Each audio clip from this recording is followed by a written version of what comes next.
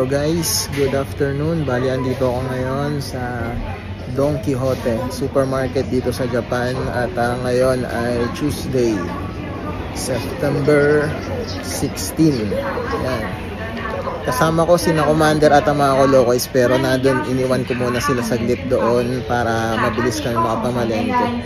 Usually guys, tuwing Tuesday talaga kami namamalengke kasi tiyempo, rest day yun ni Commander sa work.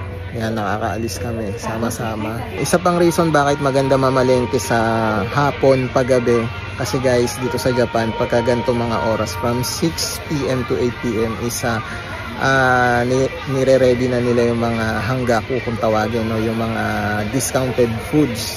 Yan, so patok na patok yan sa mga nakatira dito sa Japan, mga kababayan nating OFW, trainee, SSW. Yan, target nila yan, yung mga discounted food, kasi nga naman makakamura sila, no? Minsan hanggang 80% or hindi ko, not sure, pero umaabot ng ganun yung discount minsan sa mga discounted food dito sa Japan.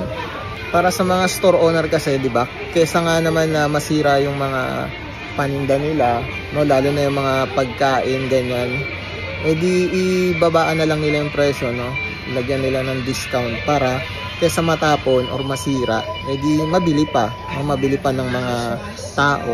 So pinipilahan yun minsan, o kaya yung mga naglalagay ng tatak ng price na discounted ay inaabangan niya ng mga tao dito sa Japan.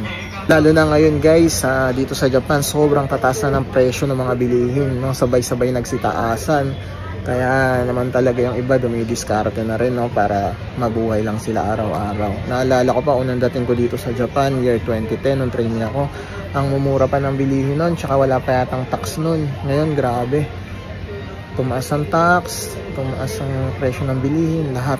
Ako na lang hindi tumataas. Ay, mga sinasabi kong discounted na pagkain guys, so kaso mababa pa, 20% lang discount, maaga pa kasi mamayang gabi yan, magiging baka umabot pa ng 50% yan. Yan pa guys, mga sushi, from 1,000 yen, 700 yen, naging 50%, 20% discount. Ayun guys, nakabili ako ng chicken. Yan, 20% discount siya. From 643 yen, naging 514 yen na lang siya.